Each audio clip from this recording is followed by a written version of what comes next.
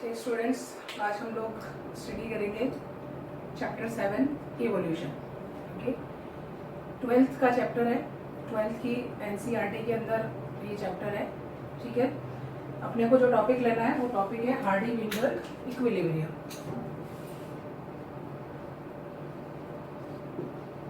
Hardy-Weinberg equilibrium. ठीक है, हम जो टॉपिक डिस्कस कर रहे हैं वो टॉपिक हम डिस्कस करें हार्डी-विनबर्ग इक्विलिब्रियम। हार्डी-विनबर्ग इक्विलिब्रियम तक पहुंचने से पहले हमको थोड़ा सा जो रिकैप करना पड़ेगा, हमको समझना पड़ेगा हार्डी-विनबर्ग इक्विलिब्रियम क्या है, हम इवोल्यूशन के अंदर यहाँ तक कैसे पहुँचे। ठीक है, इवोल्यूशन जब हम स्टार्ट करते हैं तो इवोल्यूशन बायोलॉजिकल इवोल्यूशन जो है वो वास्तव में है क्या कि इतनी सारी जो डिफरेंट लाइफ फॉर्म्स हमको अर्थ पर दिखाई देती हैं वो लाइफ फॉर्म्स अर्थ पर कैसे आए। ठीक है, इसके बारे में हम पढ़ते हैं बायोलॉजिकल इवोल्यूशन के अंदर।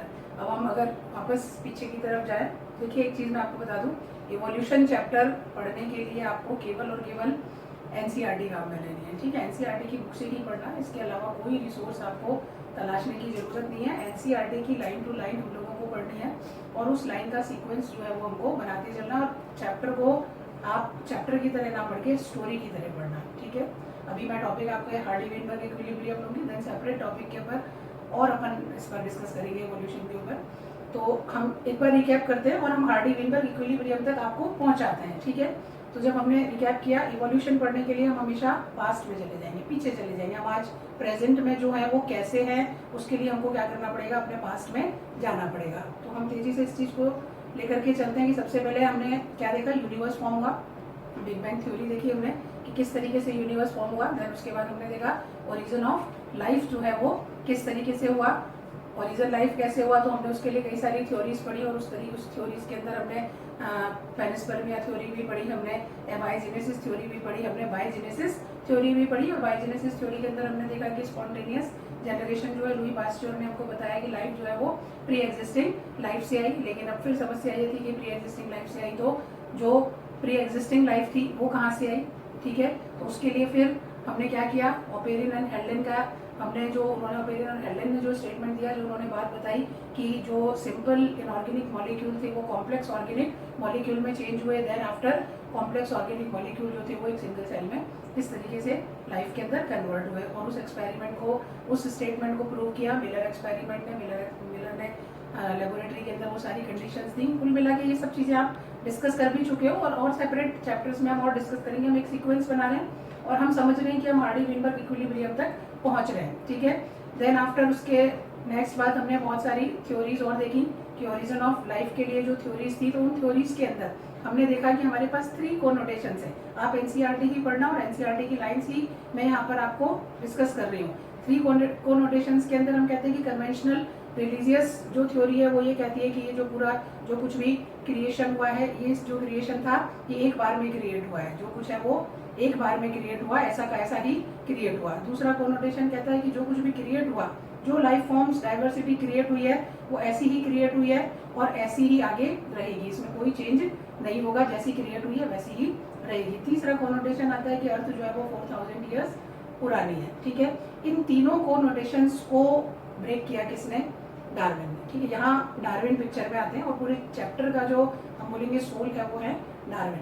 ठीक है, यहाँ पर डार्विन जो है वो आपने फिर पढ़ा होगा कि डार्विन एचएमएस बीगल अपनी शिप के ऊपर सी वॉइस पर निकले हुए हैं और वो क्या कर रहे हैं, जगह जगह घूम रहे हैं और घूमते हुए फिर वो लास्टली आर्चिपेलागो जो गैलापागोस आइलैंड है वहाँ पर भी गए और वहाँ पर भी उन्होंने बहुत सारी बायोडाइवर्सिटी जो है वो देखी है। इतनी सारी बायोडाइवर्सिटी उन्होंने जब देखी तो वो कुछ कॉन्क्लूजन निकालने की कोशिश कर रहे हैं, इस बात से वो कुछ कॉन्क्लूजन निकाल रहे हैं। और वो क्या कॉन्क्लूजन निकाल रहे हैं डार्विन, वो ये कॉन्क्लूजन निकाल रहे हैं कि इतनी सारी जो डाइवर्सिटी, जो इतनी सारी लाइफ फॉर्म्स उनको देखने को मिल रही है, उन सभी लाइफ फॉर्म्स के अंदर क्या है, सिमिलरिटीज भी हैं और वेरिएशंस भी हैं। ठीक है, आपस में वो सिमिलर भी हैं और उनके अंदर वेरिएशन भी है। ठीक है, आप चैप्टर के बैक साइड आप काफ़ी कुछ पढ़ चुके हो, तो आपने एडेप्टिव रेडिएशन और डार्विन फिंचेस के बारे में पढ़ा होगा। डार्विन फिंचेस, गैलापागोस आइलैंड के ऊपर डार्विन ने फिंचेस देखी, चिड़िया देखी, ब्लैक छोटी स्पैरो, कुछ छोटी चिड़िया हैं और वो कई सारी चिड़िया वो वहाँ पर देख रहे हैं और उन चिड़िया में वो क्या देख रहे हैं कि सबका स्ट्रक्चर सेम है, सारी चिड़िया बर्ड्स जो है डार्विन फिंचेस जो है, उनको नाम बाद में डार्विन फिंचेस दिया गया, वो सब एक जैसी हैं, ठीक है। अगर हम उनकी एनाटॉमी देखें तो एनाटॉमी भी हमको एक जैसी दिखाई देगी, लेकिन उनमें डिफरेंस क्या है, उनकी बीक में डिफरेंस है, उनकी बीक में वेरिएशन है। कोई बीक उनकी ग्रेन ईटिंग के लिए मॉडिफाइड हो गई है, तो कुछ बर्ड्स की जो बीक है वो सीड ईटिंग के लिए है, तो कुछ कैक्टस खाती है, कुछ इंसेक्ट खाती है, यानी बीक के अंदर क्या हो गया, बीक की फॉर्म जो है वो चेंज हो गई है। तो वेरिएशन भी वहाँ पर देखने को मिल रहा है और आपस में उनमें सिमिलरिटीज भी देखने को मिल रही है। अब उनकी बॉडी में सिमिलरिटीज है, उनकी मॉर्फोलॉजी में हमको यहाँ पर सिमिलरिटी बीक एक्सेप्ट बीक, बाकी में हमको सिमिलरिटी देखने को मिल रही है, तो हम ये कहेंगे कि ये सभी बर्ड्स एक ही एंसेस्टर से ओरिजिनेट हुई है, ठीक है। इनका जो एंसेस्टर था वो एक ही था, क्योंकि सबकी एनाटॉमी एक सी है, बाकी बॉडी एक सी, केवल बीक में अंतर है, ठीक है। तो उनका एंसेस्टर क्या था, सेम था। तो यहाँ फिर डार्विन, आप फिर एनसीईआरटी को पढ़ना लाइन को, तो आपको समझ में आएगा कि एनसीईआरटी में यही लाइंस जो है वो कैसे बता रही है कि सभी जो भी उन्होंने लाइफ फॉर्म्स देखी उनमें सिमिलरिटीज भी है और कुछ डिग्री वेरी भी कर रही है, कुछ वेरिएशन भी उनके अंदर प्रेजेंट है, लेकिन ये सिमिलरिटी शो करती है कि ये सब एक कॉमन एंसेस्टर से, यानी एक ही एंसेस्टर से ये सब बनी है, ठीक है। अब अपन लाइफ फॉर्म्स को देखते हैं तो पीछे की तरफ हम जाते हैं कि ये सब एक ही एंसेस्टर से बनी है। वहां पर ये क्या कर रहे हैं, एक ही एंसेस्टर से सिमिलरिटी शो कर रहे हैं, लेकिन वो एंसेस्टर जब यहाँ तक पहुंचा तो कई इपॉक्स इरा के अंदर क्या होता गया, चेंज आता चला गया, ठीक है।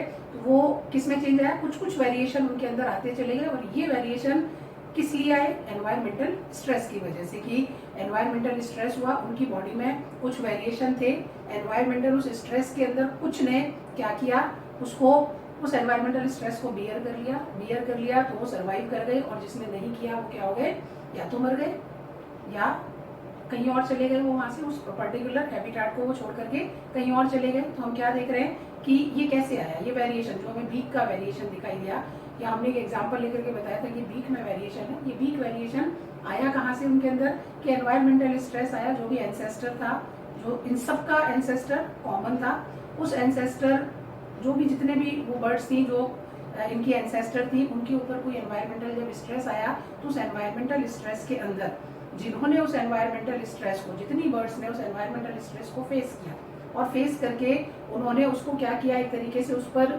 उसको विन किया, उसको जीत लिया उस एनवायरमेंटल स्ट्रेस को, वो तो क्या हो गई, सर्वाइव कर गई। जो नहीं कर पाई वो क्या हो गई, खत्म हो गई। अब उन्होंने जो जीत गई है, जो सर्वाइव कर गई, उन्होंने ब्रीडिंग किया, और ब्रीडिंग किया तो अब जितने भी ऑफ स्प्रिंग्स आए, उन ऑफ स्प्रिंग्स के अंदर वो वेरिएशन जो था वो आगे आ गया, ठीक है, आगे बढ़ गया। तो डार्विन ने ये सारा जो वहाँ पर बायोडाइवर्सिटी देखी, उसको लेकर के वो इस कंक्लूजन के ऊपर पहुंच रहे थे कि इसके अंदर हम इसका जो एसेंस निकालें इस बात का, वो एसेंस हम ये निकालें कि नेचर ने क्या किया, सेलेक्ट किया, ठीक है। नेचर ने क्या किया, जो जिनके पास वेरिएशन था अकॉर्डिंग टू स्ट्रेस, उसको नेचर ने क्या कर लिया, सेलेक्ट कर लिया, और वो एक तरीके से फिट कहलाया। वो क्या कहलाया कि वो फिट है, उसके पास क्या है, फिटनेस है, ठीक है। और वो फिटनेस डार्विन के हिसाब से कौन सी फिटनेस, फिटनेस माने स्ट्रॉन्ग नहीं, फिटनेस माने रिप्रोडक्टिव फिटनेस, की जिसने बहुत ज्यादा ऑफ स्प्रिंग दे दिए, ठीक है। और मैं आपको एग्जाम्पल देकर के समझा देती हूँ कि हम ये मान के चले कि ये डार्विन फिंचेस थी, ठीक है, ये एंसेस्टर है। यहाँ जो भी डार्विन फिंचेस थी, ये सब सीड ईटिंग बर्ड्स थी। एग्जाम्पल ले रहे हैं हम इस चीज को समझने के लिए कि ये सब सीड ईटिंग बर्ड थी, और उस समय जो एनवायरनमेंट था उसके अंदर सीड जो थे वो मैक्सिमम नंबर में प्रेजेंट थे। तो सारी बर्ड्स जो थी वो क्या खाती थी, सीड खाती थी, ठीक है। हम बात कहाँ से कर रहे हैं कि ये वेरिएशन आया कैसे, जो इतनी बायोडाइवर्सिटी डार्विन ने देखी और क्या देखा उन्होंने और क्या कंक्लूजन पे वो पहुंच रहे, तो ये सब सीड ईटिंग थी। अब यहाँ पर क्या हुआ, एनवायरमेंटल स्ट्रेस आया। यहाँ हम बोले कि ये कुछ बर्ड्स जो थी इसके अंदर से सीड ईटिंग बर्ड्स जितनी भी थी, उनमें से 40-50 बर्ड्स जो थी वो इस पर्टिकुलर हैबिटेट के अंदर चली गई। इस हैबिटेट के अंदर वो चली गई, पास में जो थोड़ा सा पास में एक छोटा आइलैंड था उसके ऊपर चली गई। अब वो जब इस आइलैंड पर गई तो ये सारी बर्ड्स कैसी थी, सीड ईटिंग बर्ड्स थी, लेकिन यहाँ पर सीड नहीं होकर के यहाँ उनको खाने के लिए क्या मिल रहा है, कैक्टस मिल रहा है, सीड नहीं है। यहाँ पर कैक्टस है, सीड नहीं है, ठीक है। अब ये जो बर्ड्स यहाँ पर गई थी, इन्हीं बर्ड्स में से कुछ बर्ड्स के पास में एक वेरिएशन था। उस बर्ड्स के पास में वहाँ सीड मिलता था इसलिए वो सीड खा लेती थी, लेकिन उनकी बीक में एक वेरिएशन था कि वो क्या करती थी कि वो कैक्टस भी खा सकती थी। उनके पास ये वेरिएशन मौजूद था कि वो कैक्टस भी खा सकती थी। वो सीड से ज्यादा कंफर्टेबल रही किसको खाने में, कैक्टस खाने के अंदर, ठीक है।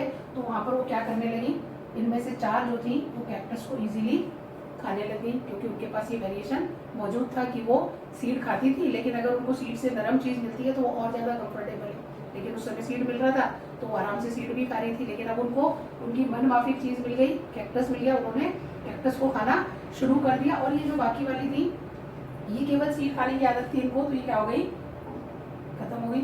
ठीक है, या तो इस आइलैंड पे ही रहेंगी नहीं, उड़ करके चली जाएंगी, और या फिर अगर इस पर रुक गई तो मर जाएंगी, क्योंकि उनको फूड की स्कार्सिटी हो जाएगी। ठीक है, अब ये जो बची कैक्टस वाली, ये यहाँ पर क्या करने लगी, सर्वाइव कर गई, और सर्वाइव कर गई तो अब इन्होंने अपनी क्या छोड़ी, इन्होंने ब्रीडिंग किया, और ब्रीडिंग से इन्होंने क्या दिए, ऑफ स्प्रिंग्स दिए, और जो ऑफ स्प्रिंग आए वो सारे ऑफ स्प्रिंग कैसे हैं, अब वो सब कैक्टस ईटिंग बीक वाले हैं। ठीक है, तो अब ये जो बर्ड्स थी, जो कैक्टस ईटिंग थी, ये फिट है। ठीक है, इसको इस एनवायरनमेंट के लिए, इस हैबिटेट के लिए ये कैक्टस ईटिंग बर्ड फिट है, लेकिन इनकी फिटनेस केवल इस बात से ही नहीं क्लियर हो रही कि ये कैक्टस को खा सकती हैं। इनकी फिटनेस तब मानी जाएगी कि जब ये अपने ऑफ स्प्रिंग दें, और वो ऑफ स्प्रिंग भी कैक्टस को अच्छे से खा पाए। ठीक है, तो ये चीज जब शुरू हुई कि ये जो फिटनेस है, वो फिटनेस कब मानी जाएगी, जब ये रिप्रोडक्शन करें, अपने बच्चे जो है वो पैदा करें, और बच्चे भी फिर अपने आगे के बच्चे पैदा करें, और वो आगे की और आगे रिप्रोडक्शन तब होगा जबकि एनवायरनमेंट जो होगा उनके लिए कैसा होना चाहिए, सूटेबल होना चाहिए। ठीक है, जब सब चीजें फेवरेबल होती हैं तो रिप्रोडक्शन होता है, यानी सब चीजें फेवरेबल है इनके लिए, इसलिए इनमें क्या हो रहा है, रिप्रोडक्शन हो रहा है, ये आगे से आगे प्रोजेनी दे रहे हैं, इसका मतलब ये फिट है। तो डार्विन के हिसाब से जो फिटनेस होती थी, वो कौन सी फिटनेस होती थी, वो फिटनेस होती थी रिप्रोडक्टिव फिटनेस। ठीक है, तो यहाँ पर हम क्या पढ़ रहे थे कि ओरिजिन ऑफ लाइफ के अगेंस्ट थ्योरी थी, 3 थ्योरी हमने देखी, और इन 3 थ्योरी को चैलेंज किसने किया, डार्विन ने। बड़ी बात थी कि उस समय इस तरीके की थ्योरी को, जब सारी रिलीजियस थ्योरीज को चैलेंज करना बहुत बड़ी बात थी, और जब डार्विन ने अपनी ये वॉइस कंप्लीट की, सी वॉइस कंप्लीट की, और कंप्लीट होने के बाद में वो जब एक कंक्लूजन पर निकलने की कोशिश कर रहे हैं कि ये सब कैसे हुआ, क्या हुआ, तो उन्होंने जो कुछ भी देखा कि सिमिलरिटीज भी थी और डिससिमिलरिटीज भी थी, वेरिएशंस भी थे, और ये सब सिमिलरिटी जो है वो कॉमन एंसेस्ट्री को शो कर रही है। और ये कॉमन एंसेस्टर जब धीरे धीरे धीरे धीरे आगे बढ़ता रहा तो बीच बीच में कई लाइफ, कई पॉक्स, कई इरा के अंदर कुछ एक्सटिंक्ट भी हो गए, गायब भी हो गए, कि इनमें से कुछ बिल्कुल एक्सटिंक्ट हो गए कि ये डार्विन के, हम सोचे कि सीड ईटिंग फिशेस तो अब गायब ही हो गई, सीड ईटिंग फिशेस तो अब मिल ही नहीं रही, वो तो एक्सटिंक्ट हो गई। अब तो सारी फिशेस किस में कन्वर्ट हो गई कि वो या तो कैक्टस खाती हैं, या किसी और आइलैंड पे चली गई तो ग्रेन ईट करती हैं, या किसी और आइलैंड पर चली गई तो वो इंसेक्ट खाती है, लेकिन अब सीड ईटिंग बर्ड्स जो है वो एक तरीके से एक्सटिंक्ट हो गई। तो इस तरीके से उन्होंने कई लाइफ फॉर्म्स ऐसी देखी कि पुरानी वाली क्या हो रही है, एक्सटिंक्ट भी हो रही है, या पुरानी वाली भी सर्वाइव कर रही है, सीड ईटिंग भी, जहाँ सीड खाने को मिल रहे हैं वो बर्ड सीड ईटिंग है, लेकिन जहाँ पर कैक्टस खाने को मिल रहे हैं वो चेंज हो चुकी है, वो कैक्टस खा रही है। तो ये सारी चीज़ें उन्होंने अपनी जो भी उन्होंने जो कुछ भी उन्होंने ऑब्जर्वेशंस किए, उस ऑब्जर्वेशन के बाद वो इस कंक्लूजन पर पहुंचने की कोशिश कर रहे हैं। ठीक है, अब उस कोशिश में एक टर्म जो है वो हमारे सामने आ गई, नेचुरल सिलेक्शन। ठीक है, नेचुरल सिलेक्शन, डार्विन ने एक टर्म जो है वो एक तरीके से हम बोलेंगे कि हमारे सामने दे दी, नेचुरल सिलेक्शन। नेचुरल सिलेक्शन का मतलब ये हुआ कि नेचर ने क्या किया, जो रिप्रोडक्टिवली फिट था उसको क्या कर लिया, सेलेक्ट कर लिया। ठीक है, तो हमारे पास एक वर्ड आ गया नेचुरल सिलेक्शन। तो वो तीनों कोनोटेशंस को एक तरीके से सिरे से खारिज कर दिया उन्होंने, हटा दिया कि ऐसा कुछ नहीं है कि क्रिएशन जो है वो ऐसे ही हुई थी, नहीं ऐसे नहीं हुई थी, धीरे धीरे धीरे धीरे क्या हुआ है, ग्रेजुअली चेंज आया है अकॉर्डिंग टू एनवायरमेंटल स्ट्रेस। जिस तरीके का एनवायरमेंट मिलता चला गया उसी तरीके के एडेप्टेशन होते चले गए, और एडेप्टेशन जब होते चले गए तो आगे लाइफ फॉर्म्स जो है उनके अंदर वेरिएशन आते चले गए। लेकिन इतने वेरिएशन के बाद भी हम देखते हैं कि एंसेस्ट्री क्या है, कॉमन है, एक ही लाइफ फॉर्म से इतना सारा कुछ डाइवर्सिटी जो है वो हमको देखने को